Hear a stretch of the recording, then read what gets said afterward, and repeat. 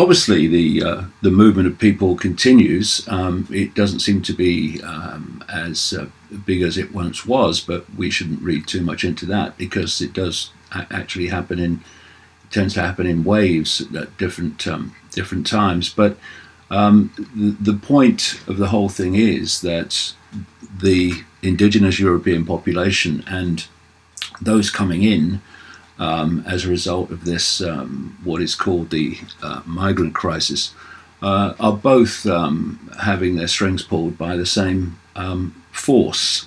It's a long planned operation to destabilize Europe in this way, and to have massive divide and rule between the indigenous population and the incoming population. And if you look around places like Sweden and Germany, and others, that is clearly happening. I went many times to Sweden before this all began, and I've been since, and Sweden is not the same country. And it's no good people screaming bigot, racist, and all these tags that are put on people. But the fact is, I mean, you know, it may be the plan to move as we are into a post-vax society, but some of us prepare to stay with the facts. And Sweden is being absolutely transformed. Well, I mean, the point is, you know, it's a simple rule of thumb from my point of view. If you want to know what the agenda is, then look at those things that you are not allowed to discuss, you're not allowed to debate, and you're not allowed to have an alternative opinion on. And you look around, look at the whole transgender explosion, look at the subject we're talking about now. You're not allowed to have an alternative opinion on it, even if that alternative opinion is based on facts. And, you know, we need to ask why it's happening. We need to ask all the time that simple question: why? Why is it happening? Who benefits from it?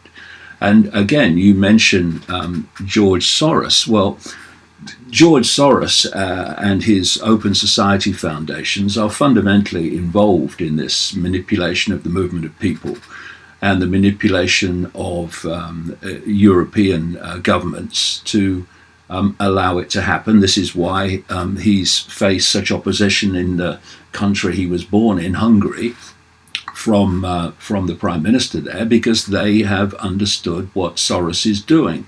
And when you've got a situation, Jeff, where George Soros is reported now to have, over the years, including a more recent donation of $18 billion, to have contributed $32 billion to this Open Society Foundation network.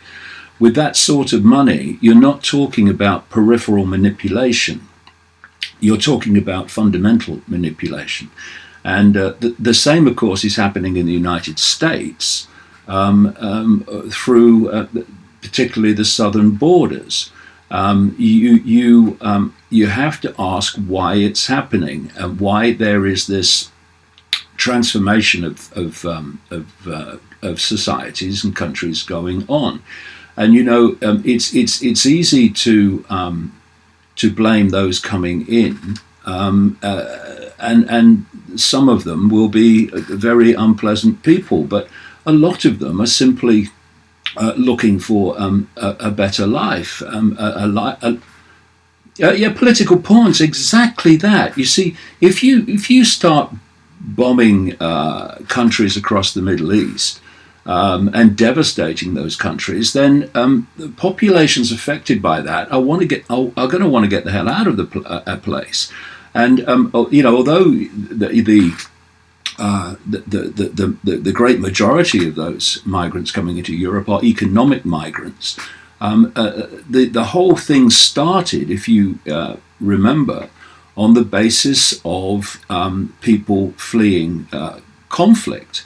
that's how the whole thing was sold, and that's how the emotional whole thing started, because the manipulation of emotion is the bottom line of how it's done. So, for instance, you had people initially in Germany, if you remember. German people were on the platforms at the railway stations as the great flow of migrants came in after Merkel opened the door there. And they were clapping the migrants into Germany because of the emotional feeling of the terrible situation they perceive themselves to be in. But of course, you cannot bring in that level of numbers into a country, people particularly of a different culture, which have to be somehow be integrated into the indigenous culture, people who can't speak the language, therefore find it very difficult to get employment. You cannot do that without creating enormous problems and enormous upheavals. And of course, this was predictable, and it was predictable, but people... Yeah, that was the intent. People like Angela Merkel, people ask the question, particularly in Germany, what was she doing?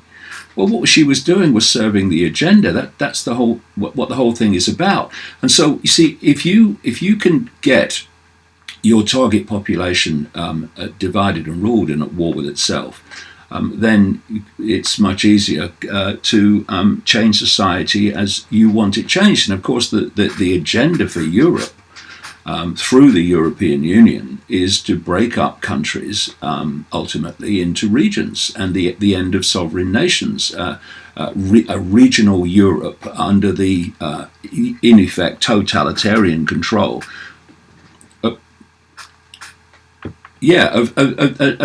This totalitarian control by the bureaucrats in Brussels that control the European Union. That's the whole game. And this is a whole interesting area. I did a video of it recently about fascism coming in under another name. And you mentioned nationalism there. And, there's this suggestion, this claim that we're having the rise of fascism and the far right in Europe. As a result of this great immigration migrant crisis, where people obviously are looking for, many people are looking for a party that's going to say, well, we're going to stop these numbers coming in. But the real fascism actually is unfolding under the banner of anti-fascism. This is how it's being done. So. For instance, you have this so-called progressive mentality, which has completely hijacked the liberal left, and has hijacked the traditional working class left in Britain and elsewhere as well. And it's a progressive mentality, as they call it. I call it regressive, that is increasingly taking over the universities, taking over the colleges, etc. And it is railing against the rise of what it calls far-right nationalist parties in Europe, while actually acting in exactly the way the Nazis did in Germany, which is destroying the ability of people with an alternative opinion to them from actually communicating that opinion. So we're seeing all the censorship of the free flow of information on Facebook, on Google, on YouTube, etc., under the banner of this progressive mentality. This is where so-called hate speech has come from, through this progressive mentality, which is being played like a stringed instrument by the powers that are really behind it.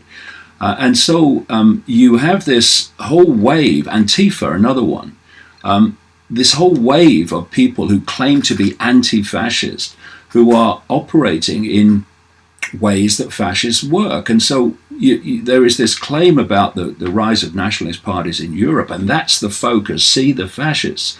And if you turn around and look in the other direction, you see this anti-fascist fascism that's becoming more and more influential and more dominant in shutting down alternatives to the prevailing narrative. It's been pointed out many times that the old traditional, if you like, liberal left in America, I remember as a kid, you used to rail against the destruction of freedom of speech.